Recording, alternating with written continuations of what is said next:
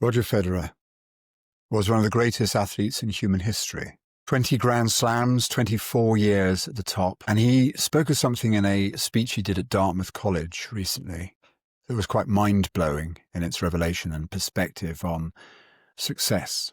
Across his entire career, he said, he won just 54% of all the points he ever played. 54% of all the points he ever played. A man synonymous with mastery, with grace, and of course with winning more than anyone else has done in his field, lost almost half the time. So what does that say about your last self-tape? Your last rejection? Your last, we loved you, but...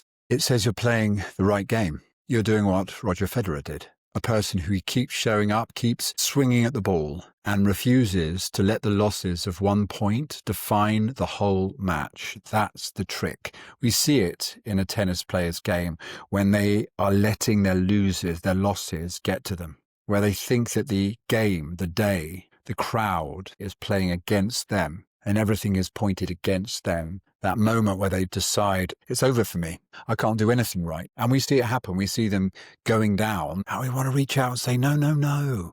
You're doing great. Don't let this happen. You're going to spin out this way. Don't get cross. Don't start shouting at the umpire. Don't start picking on people in the audience. Don't start throwing your racket around. It's only going to get worse. It's easy to say. We see it in our kids. We see it in each other. Don't let that get the better of you and start unspooling you into a feeling of despair that you are the recipient of all this bad luck. Partly because we expect perfection, or we expect to succeed, we expect some result, we expect to be seen, to be acknowledged, we expect to be wanted. It's a hard thing to lose and to let go of is expectation. We have it in our personal lives. We expect our spouses or our partners or our loved ones, our children, to deliver some kind of solution for us where we feel disquiet, unhinged, alone, scared, abandoned by them, by their seeming neglect, considered to be their fault and what they're doing to us.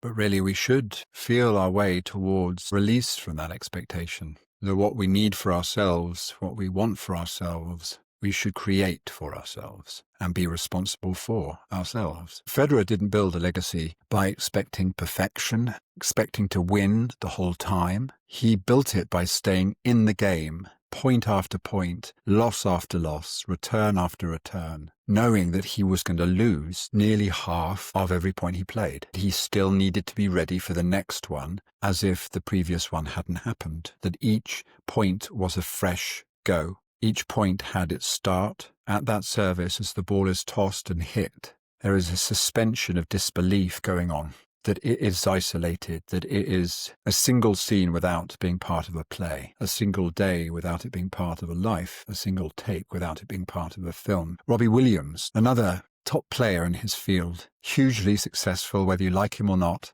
You have to acknowledge that first would take that carried by the team, but then as a solo player, he was hugely successful. I'm sure you've sung along to Angels and Let Me Entertain You whether you like it or not. Robbie has recorded 238 original songs across his career. 238. And you know how many of them became genuine hits? 14. Out of 238. 14 out of 238 songs released you've probably heard of or would count as being hits. That's a 6% success rate. Now, judging by my recent performance, 238 tapes would take me 6 years, maybe 5 years, if I was on a good run. Of course, the more tapes you're doing, the less work you're in, perhaps. But I average about 30 or 40 tapes a year, sometimes more, maybe less if I'm having a really busy year, long contract or something. So that's 6 years worth of tapes, and 6% of those are going to convert. That means 14 jobs out of 238 over 6 years. So 14 jobs, that's about 2 or 3 a year. And that can be enough. Last year, I effectively did a movie and a TV series, 6 months of TV and 3 months of film. And this year, it's been a shorter version of the same thing. Both instances, I've made enough money to make it through. They haven't been my best years, but they've been good years for actors, you know.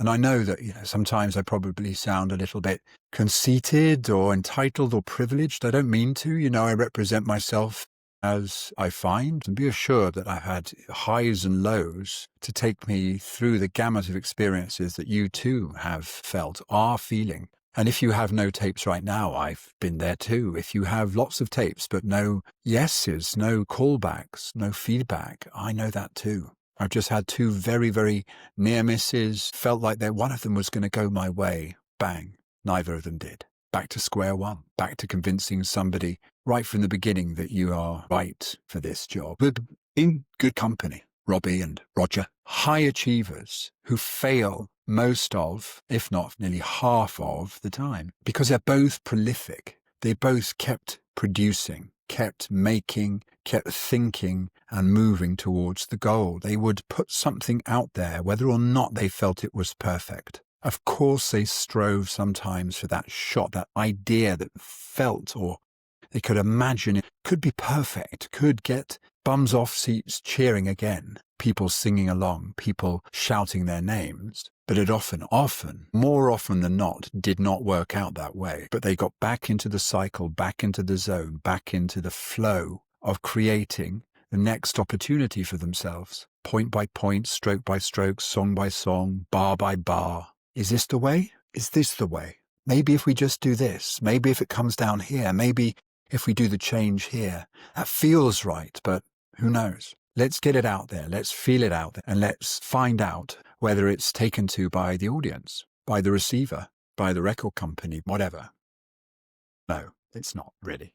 No, it's not. Oh, well, let's go again. Let's go again. They stayed in the game long enough for the right ones to count, to be carried through by the winds. There it is. It's landed. I don't know why, quite. It happened in the moment. I was so in the zone, through the repetition, through the cycle that I create in this practice. I was so in the zone, wham, wham. It felt good, and I didn't even notice. But there goes the point, to me. There goes the game, to me. There goes the match, to me. There goes another hit. Who would have thought? They love this one. If you think you're failing in between, you're not seeing the way the machine works. You're not seeing the way, the process, the way of a creative life works. There are gaps, there are failures, there is darkness, there is shadow, all of which exist to allow for the punctuations of brightness, of sound, of trumpets, of aces, of wins and hits and joy and yeses. And here you are, we want you to do the job. You're not failing because the last piece, the last 4, 5, 10, 15 tapes didn't land, didn't convert. They are still shots through the dark. They're still shots over the net, landing to be received, to be played. They may not be winning, but that's still tennis. It's still music, it's still creativity, it's still acting. Seeking for perfection and holding back until you know it's going to be perfection, until you feel like all your ducks are in a row, that this has been catered for, X, Y, and Z has been ticked off this checklist. There's no way that they can deny me now. Leads you to freezing up, holding back, judging yourself before you even let go of something creative, of something vital, of something organic and real happening. You're waiting for permission to be accepted as a success, to be acknowledged as talented, to be acknowledged as an artist, to be recognized by the unseen powers that be. When in reality, it's already happened, already got it here for the releasing. If you wait until it's ready, if you wait until everything is perfect, you're not going to let it go. Discipline requires an application to a methodology. There is a framework. We all find our frameworks. You've probably got one for self-taping right now, that you like to do it a certain way. You like to call the same 2 or 3 people to read in with you. You like to learn your lines in a certain way. You like to set up your camera and your lighting rig and your sound a certain way, all of which is bona fide, absolutely. If it's not broke, don't try to fix it. But if you're finding that you're in a cycle here where the balls are going over the net and nothing comes back, and you're finding that demoralizing, you're finding that emptying out, then I offer you a change. Let's put yourself in a different key. Let's put this in 3/4 instead of 4/4. Let's make it a waltz rather than a minuet, a ballad. Let's introduce the Hammond organ rather than the upright piano. Find a reason to do it differently. I've got several for you. I call it actually the kooky, loopy method, a raft of different ways of doing things according to how I've developed the most expedient, efficient, and creative version of what we have to do all the time. And I enjoy it. I feel like I'm in a flow. I feel like I'm in the match, and I'm not railing against the sky for another footfall, another net, another let, another disadvantage, another song not making it onto the top 10.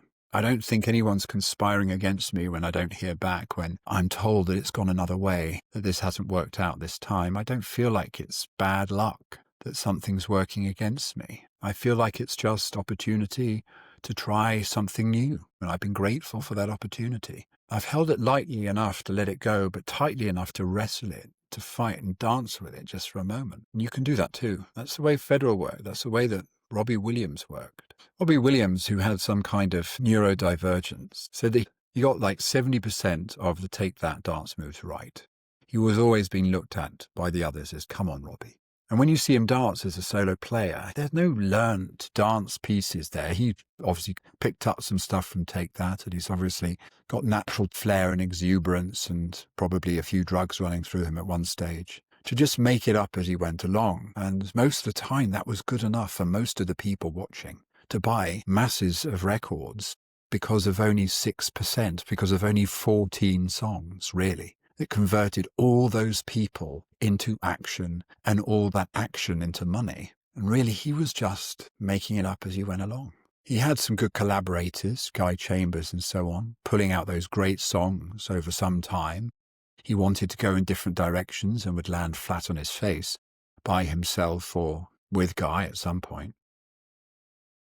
And he's not a mentor of mine. I don't aspire to be like Robbie Williams. I've never bought one of his records. I know a few of his songs like everyone does, but I don't hold him in hugely high esteem. I just recognize that the guy went with his flow, and now probably more than ever, now he's ditched a lot of his ego needs. He's probably in the best place and shape of his life. But the point is, he created a lot. He worked always towards the idea of creation, of completion, rather than perfection. And it worked. His essence, his ego, entertained millions of people. You don't have to be like him. You don't have to have his ego, but your essence can emanate and attract similar responses on a smaller scale. I don't want to be Robbie Williams. I don't want to be that famous.